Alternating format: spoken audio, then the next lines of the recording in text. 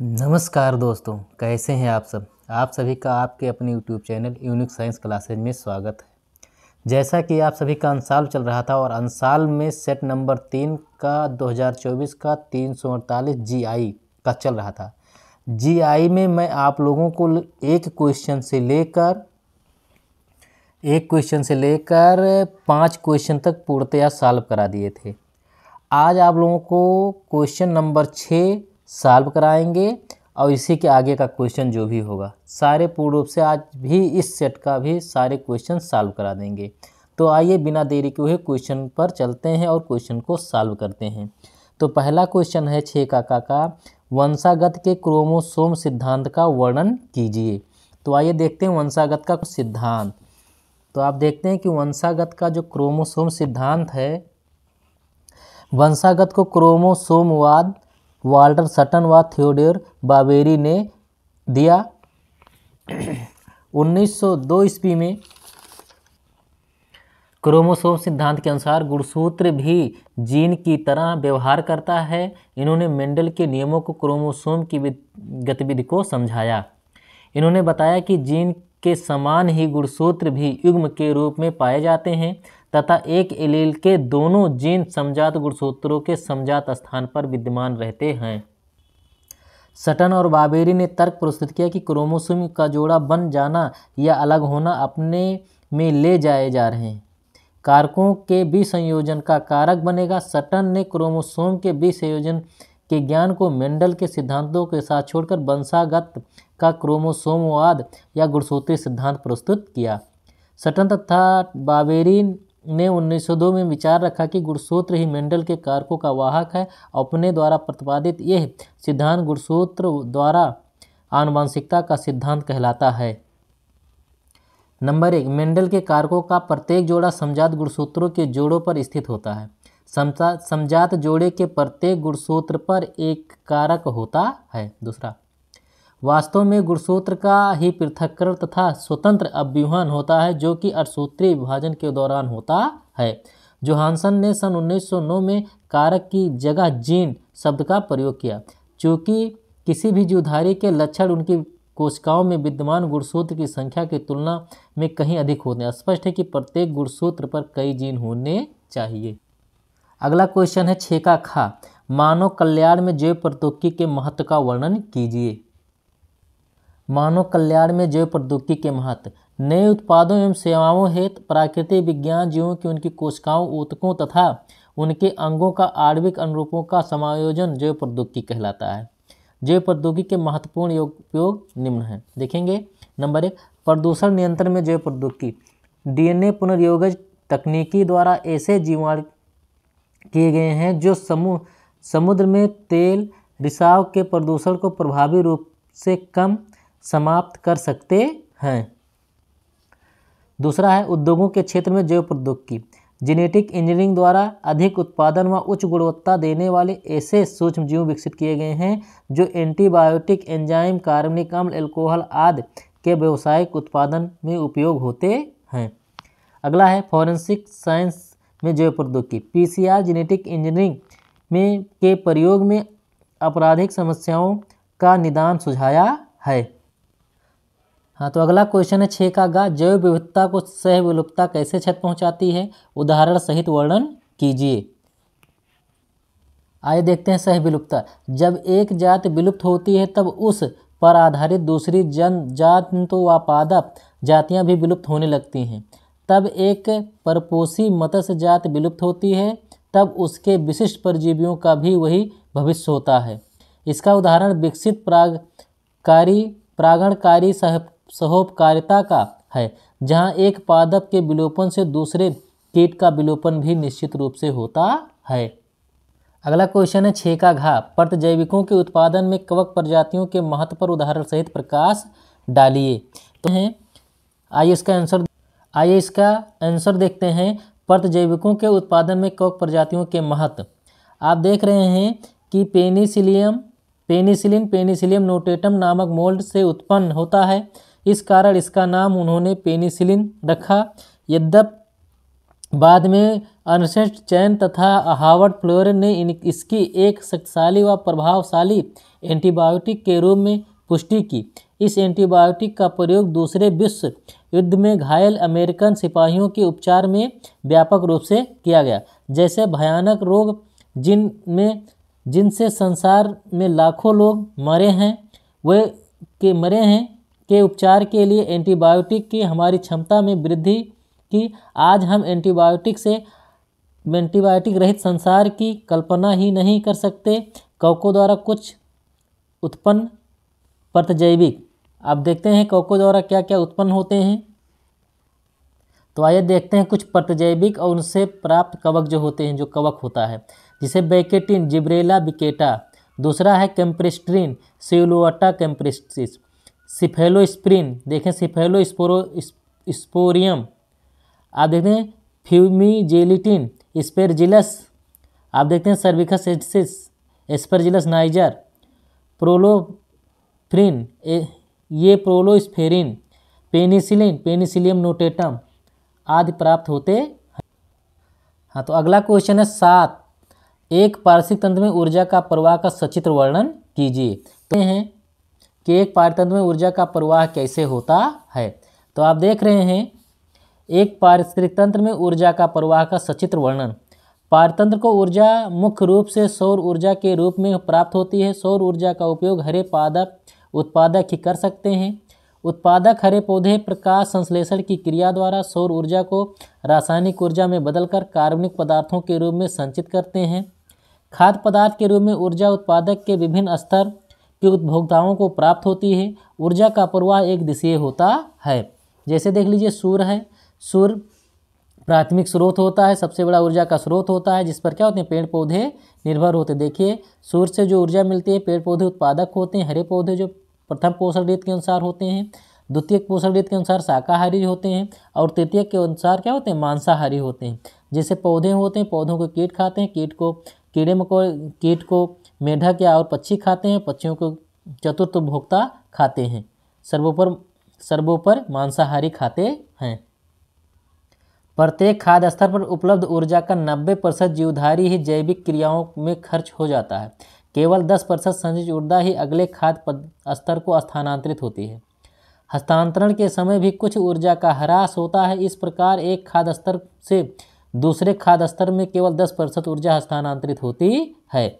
उदाहरण में देखेंगे, एक खाद्य श्रृंखला में उत्पादक के पास 100% ऊर्जा है तो प्रथम श्रेणी के उपभोक्ता शाकाहारी केवल 10% ऊर्जा ही मिलेगी। उससे दूसरी श्रेणी के उपभोक्ताओं को केवल 1% ऊर्जा मिलेगी। इस प्रकार अगली श्रेणी के लिए उपभोक्ताओं को 0.1% ऊर्जा मिलती है। इस प्रकार एक से दूसरी श्रेणी के जीव को केवल 10% ऊर्जा पिछली श्रेणी से प्राप्त हो सकती है।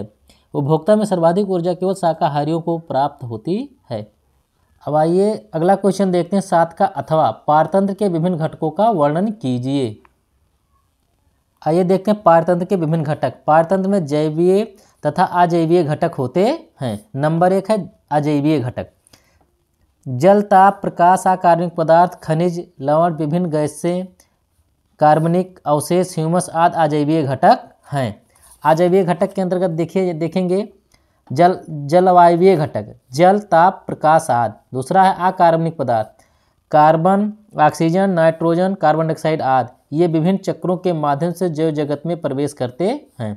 अगला कार्बनिक पदार्थ, प्रोटीन, कार्बोहाइड्रेट, वसा आदि। ये अपघटित होकर पुनः सरल अवयव में बदल जाते हैं। कार्यात्मक दृष्टि से अजैविक घटक 2 भागों में विभाजित किए गए हैं। नंबर 1 है पदार्थ, नंबर 2 है ऊर्जा। आगे देखेंगे जैवीय घटक। ये निम्न प्रकार के होते हैं। नंबर 1 है उत्पादक, स्वपोषी हरे पादप जो अपना भोजन स्वयं बनाते हैं उत्पादक कहलाते हैं। इस क्रिया को प्रकाश संश्लेषण कहते हैं। उपभोक्ता, सभी विषमपोषी जंतु प्रत्यक्ष अथवा अप्रत्यक्ष रूप से पादपों से ही भोजन प्राप्त करते हैं।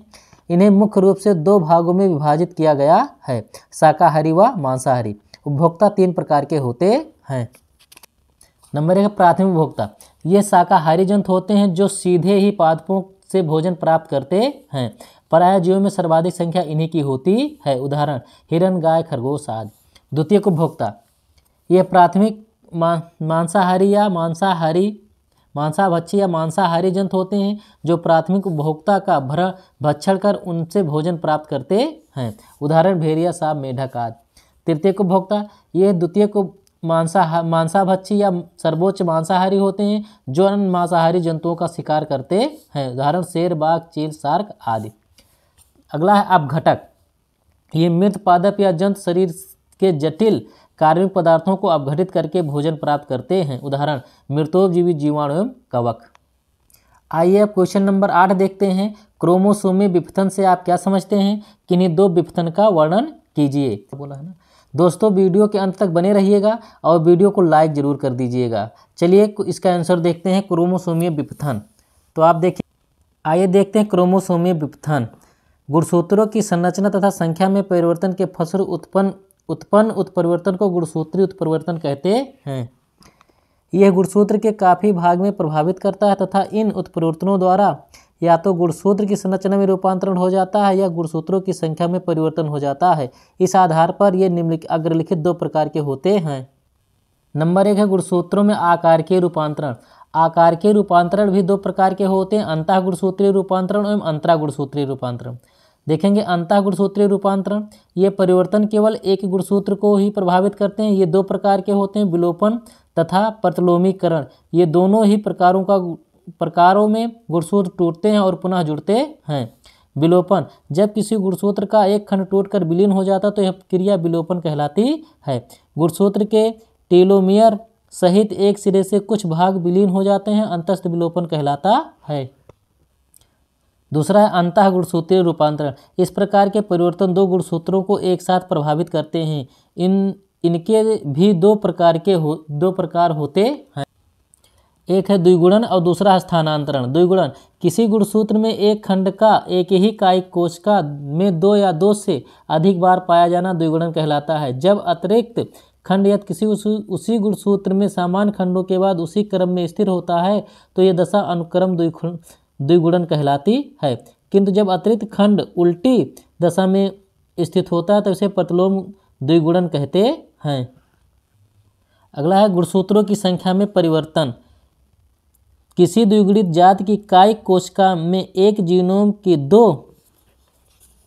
दो प्रतियां पाई जाती हैं, अतः द्विगुणित अवस्था की तुलना में गुणसूत्रों की संख्या में कमी अथवा वृद्धि संख्यात्मक गुणसूत्रीय परिवर्तन अथवा विषम द्विगुणित कहलाते हैं। ये दो प्रकार के होते हैं, असुगुणित या विषम सुगुणित तथा सुगुणिता।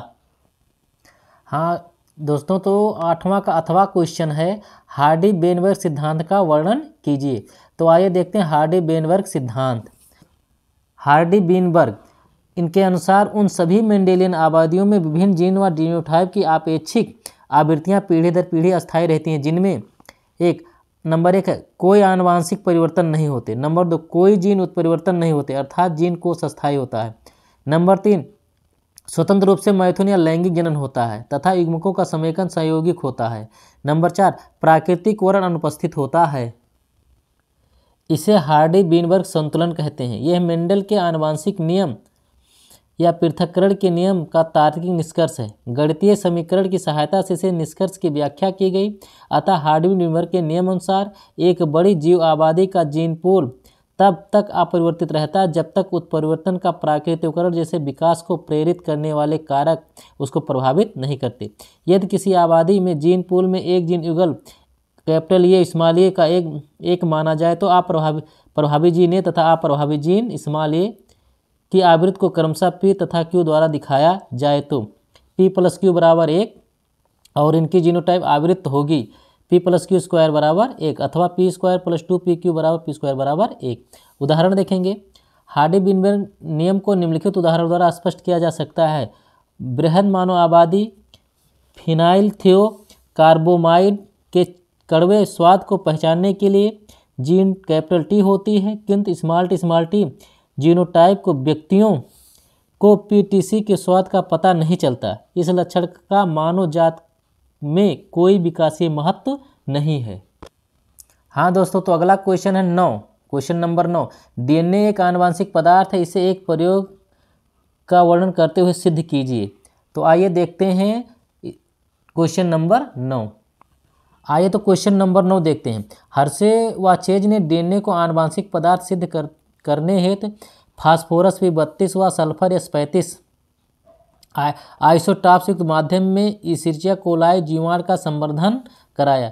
कुछ समय वृद्धि करने के पश्चात जीवाणु को जीवाणुभोजी द्वारा संक्रमित कराया गया। संक्रमण के पश्चात देखा गया कि जीवाणुभोजी का प्रोटीन आवरण S35 रेडियोधर्मी युक्त हो गया था, जबकि इसके डीएनए में सल्फर नहीं होता है। इसके विपरीत जीवाणुभोजी का डीएनए फास्फोरस P32 रेडियोधर्मी आइसोटॉप्स की उपस्थिति में दिख रहा था, क्योंकि डीएनए में फास्फोरस होता है। प्रोटीन का आवरण में फास्फोरस P32 अनुपस्थित था। फास्फोरस P32 रेडियोधर्मी युक्त जीवाणुभोजी द्वारा ऐसे जीवाणु को संक्रमण कराया गया जिसमें रेडियोधर्मी तत्व नहीं थे। संक्रमण के पश्चात देखा गया कि समस्त जीवाणु रेडियोधर्मी हो गए थे। अधिकांश रेडियोधर्मी आइसोटॉप्स जीवाणु की अगली पीढ़ी में भी स्थानांतरित हो गए थे। रेडियोधर्मी तत्व रहित जीवाणुओं में P32 युक्त जीवाणुभोजी द्वारा संक्रमण कराने पर तथा जीवाणुभोजी पृथक करने पर देखा गया कि जीवाणुओं में रेडियोधर्मी तत्व मौजूद नहीं थे, बल्कि ये जीवाणुभोजी के प्रोटीन आवरण के रूप में ही रह गए थे। उपरोक्त प्रयोग द्वारा सिद्ध करता है कि जीवाणुभोजी का डीएनए ही वह पदार्थ है जो नए जीवाणुभोजी उत्पन्न करता है। वो संक्रमण में भाग लेता है। यह सिद्ध हो गया कि डीएनए आनुवांशिक पदार्थ है, प्रोटीन नहीं। इसके लिए कुछ एक्सपेरिमेंट दिए गए हैं, आप आराम से देख सकते हैं इसको, जिसमें बैक्टीरियोफेज लिया गया है, जीवाणुभोजी से क्या कराया गया है, आप देख सकते हैं हर्षे एवं चेज के प्रयोग में।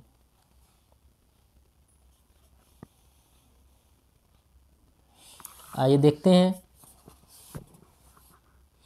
अतिरिक्त डीएनए फास्फोरस युक्त होता है, जबकि प्रोटीन में फास्फोरस नहीं होता। डीएनए सल्फर रहित होता है, जबकि प्रोटीन सल्फर युक्त होता है। हाँ दोस्तों, तो 9 का अथवा भी है। निम्नलिखित पर संक्षिप्त वर्णन कीजिए। डीएनए बहुरूपता और दूसरा है जैव सूचना विज्ञान। तो आइए एक एक के बारे में हम लोग पढ़ते हैं। आइए देखते हैं पहले डीएनए बहुरूपता। डीएनए अनुक्रम में मिलने वाली बहुरूपता के साथ साथ डीएनए अंगुली छाप मानव जीनों के आनुवंशिक नक्शे तैयार करने में लाभदायक है। डीएनए बहुरूपता उत्परिवर्तन के कारण ही उत्पन्न होती है। किसी व्यक्ति में नए उत्परिवर्तन उसकी कार्य कोशिकाओं या जनन कोशिकाओं में पैदा होती है। यदि जनन कोशिकाओं में होने वाला उत्परिवर्तन किसी व्यक्ति की संतानोत्पत्ति क्षमता को गंभीर रूप से प्रभावित नहीं करते, तो यह उत्परिवर्तन स्थानांतरित होता है, जिससे जनसंख्या के दूसरे सदस्यों लैंगिक प्रजनन द्वारा में यह पहुंचाता है। मानव जनसंख्या में 0.01 से अधिक आवृत्ति में एक विस्थल में असंगत मिलने से होती है। साधारण तौर से यदि एक वंशागत उत्परिवर्तन जनसंख्या में उच्च आवृत्ति से मिलता है तो इसे डीएनए बहुरूपता कहते हैं। आइए देखते इसी में दूसरा है जैव सूचना विज्ञान। जीव विज्ञान का वह क्षेत्र जिसके अंतर्गत जीवों के जीनोम संबंधी आंकड़ों का संग्रह विश्लेषण किया जाता है, जैव सूचना विज्ञान कहलाता है। इसमें मानव जीनोम के मानचित्र बनाए जाते हैं व डीएनए के अनुक्रमों को पंक्तिबद्ध किया जाता है। इसका उपयोग कृषि सुधार, ऊर्जा उत्पादन, पर्यावरण सुधार, स्वास्थ्य सुरक्षा आदि में किया जाता है। इस तरीके से आप लोगों का जो अंशाल्व था 348 जीआई, यानी सेट नंबर 3 का 348 जीआई था। इस तरीके से आज पूर्ण रूप से समाप्त हो रहा है। अब आप लोगों को सेट नंबर 5 जो है नेक्स्ट वीडियो में मिलेगा। और आप लोगों को वीडियो अच्छा लगा होगा तो वीडियो को लाइक, शेयर और सब्सक्राइब जरूर कर दीजिएगा। धन्यवाद।